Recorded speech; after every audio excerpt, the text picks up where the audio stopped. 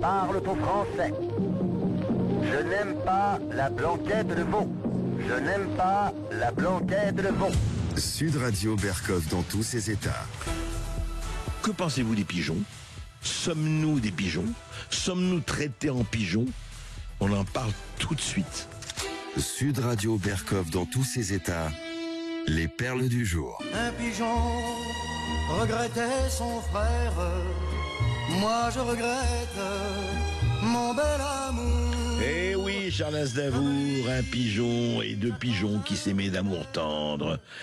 Et eh bien écoutez, comme d'habitude, vous savez que je suis rempli de joie quand je peux citer la députée Ercilia Soudé.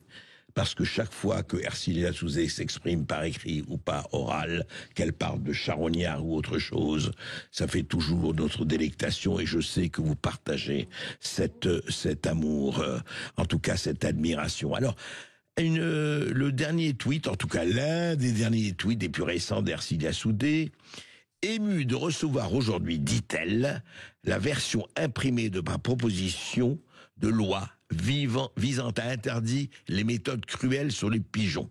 Voilà, c'est vrai qu'il y a des gens qui se trouvent très bien, ils essaient de massacrer les pigeons, tout ça, c'est pas bien.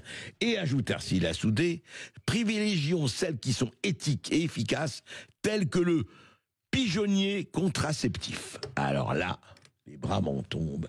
Je me dis, mais qu'est-ce que c'est que le pigeonnier contraceptif? Est-ce une nouvelle méthode je ne sais pas, moi, je sais pas, c'est peut-être un condom qui s'appellerait le pigeonnier contraceptif, je ne sais pas. Ou une pilule, pourquoi pas. Non.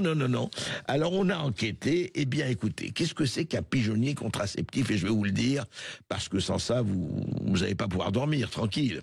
C'est un pigeonnier conçu pour réguler les populations de pigeons de ville en ville, en effectuant une stérilisation des œufs. Voilà. Donc ça se passe soft, ça se passe tranquillement, ça se passe, voilà, réguler les populations. Il permet de regrouper en un lieu unique plusieurs niches écologiques, puis de réguler la population à long terme. Ah, mais dites donc, c'est intéressant ça.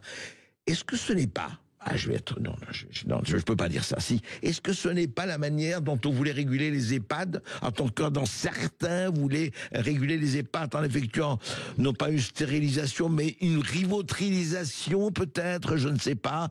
Est-ce que ce n'est pas ce que certains pensent pour saupoudrer les migrants dans certaines villes, en faisant des régulations, voilà. En tout cas, voilà, c'est le pigeonnier contraceptif, ça va faire fortune, je sens. Il faut breveter ça, Ercilia Soudé. On est parti pour cela. Vive le pigeonnier contraceptif. Au pays de Chou Paris, avec Chou Anne Hidalgo, on rigole bien. Et oui, pourquoi? La tour Eiffel est toujours là. Bonjour la tour, bonjour Paris. Il y a des pigeons. Eh oui, Miss Taguette, bonjour Paris, la tour Eiffel est toujours là, tout va très très bien. Sauf au Conseil de Paris. Alors je vais vous dire, en ce moment, ça va pas du tout parce que il y a des contestations.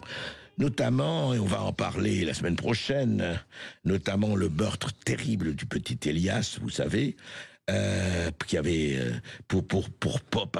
parce qu'on voulait lui voler son portable et on l'a descendu non seulement au couteau mais à la machette.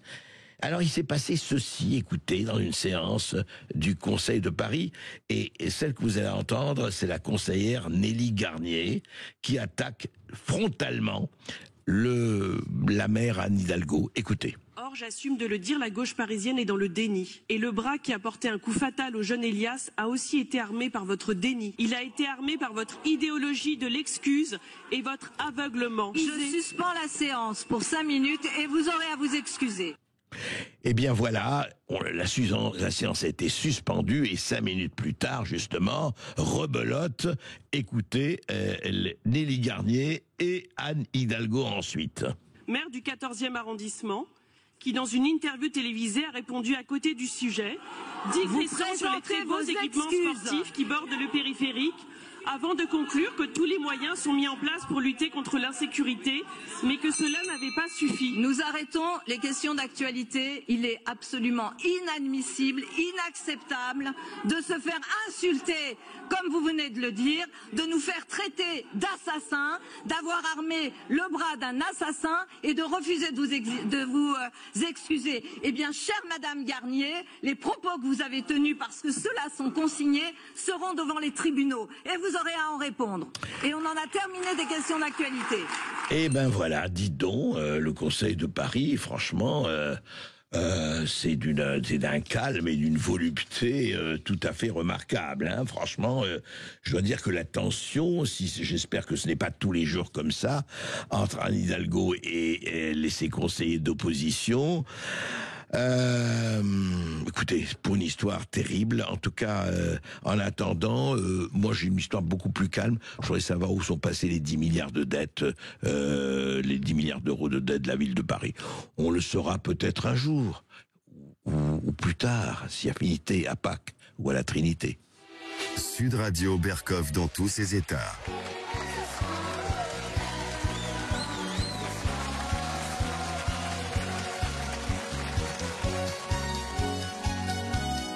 Et oui, il était temps d'avoir un peu de clarté, un peu de lumière dans ce monde brut. Eh bien, Disney, magnifique, hein, Disney. Eh bien, je vais vous dire, Disney se convertit.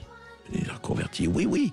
Après Meta, je parle évidemment de Facebook et d'Instagram, après Amazon, après Google, après McDonald's, Disney vient s'ajouter à cette liste d'entreprises qui ont mis en sourdine leur politique en matière de diversité, d'équité et d'inclusion, pour davantage se concentrer sur les résultats commerciaux. Et oui, parce que ça perdait un peu d'argent avec le woke, hélas.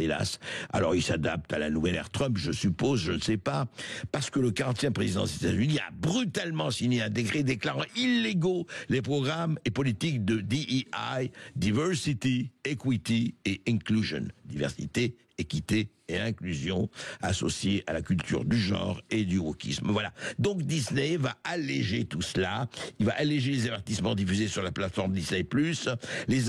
Avant, vous savez, avant Peter Pan, les Aristos, Chao Dumbo, il y avait effectivement quelques publicités très très woke, etc.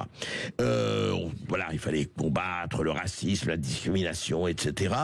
Eh bien, selon Axios, cité par le Figaro, la mention abrégée indiquera qu'un programme est présenté tel qu'il a été créé à l'origine et peut contenir des stéréotypes ou des représentations négatives. Voilà. Mais ce ne sera pas diffusé automatiquement. Voilà. D'autres dispositions, espace en ligne, tout ça seront supprimés. Les voix sont présentées. Ce n'est plus, effectivement, il faut parler que des minorités racisées, discriminées, les cisgenres, les transgenres, les ceci, les cela. On va en parler, mais voilà, on va en parler in petto, en sourdine. C'est pas beau, ça, c'est pas beau. Écoutez, voilà, en principe que, voilà, Disney, écoutez, si on ne peut plus compter, franchement, sur qui pourra compter pour défendre la culture du genre et du transgenre, c'est grave. Déjà la Budweiser, la marque de bière, qui était représentée par une drag queen, a dû changer sa publicité parce qu'ils ont perdu $1 milliard en un mois. Où va-t-on si on ne peut plus parler du politiquement correct et de la culture de la doxa? C'est grave. À tout de suite.